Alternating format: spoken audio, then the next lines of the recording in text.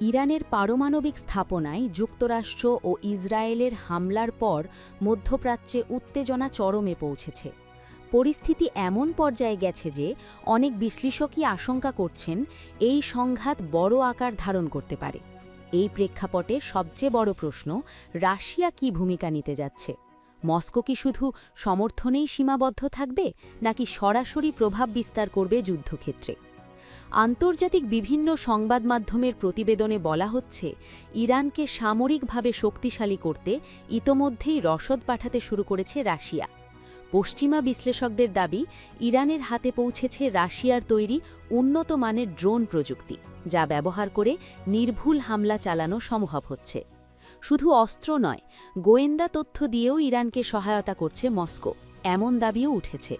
বিশেষ করে লিয়ানা নামে রাশিয়ার একটি স্যাটেলাইট নজরদারি ব্যবস্থা ব্যবহার করে ইরান নাকি মার্কিন ও ইসরায়েলি সামরিক অবস্থান সম্পর্কে তথ্য পাচ্ছে।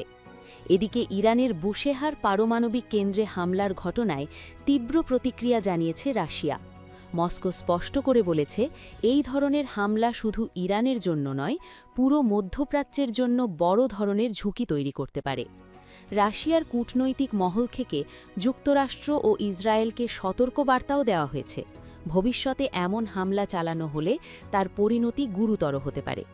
তবে প্রশ্ন উঠছে, রাশিয়া কেন এতটা সক্রিয়ভাবে ইরানকে সমর্থন দিচ্ছে? বিশ্লেষকদের মতে এর পেছনে রয়েছে বড় অর্থনৈতিক হিসাব। হরমুজ প্রণালীতে উত্তেজনার কারণে আন্তর্জাতিক বাজারে তেলের দাম দ্রুত বেড়ে গেছে। এর ফলে বিশ্ববাজারে রাশিয়ার জ্বালানি রপ্তানির চাহিদা আরও বৃদ্ধি পেয়েছে। সম্প্রতি মার্কিন প্রশাসনও রুশ তেলের ওপর কিছু নিষেধাজ্ঞা শিথিল করতে বাধ্য হয়েছে বলে খবর পাওয়া গেছে। ফলে এই সংকট থেকে অর্থনৈতিকভাবে লাভবান হচ্ছে মস্কো। সব মিলিয়ে পরিস্থিতি এখন অত্যন্ত জটিল।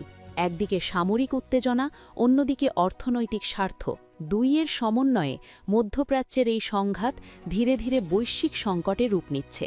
এখন দেখার বিষয়, এই সংঘাত কূটনৈতিক সমাধানের দিকে এগোয় নাকি আরও বড় কোনো যুদ্ধের দিকে বিশ্বকে ঠেলে দেয়।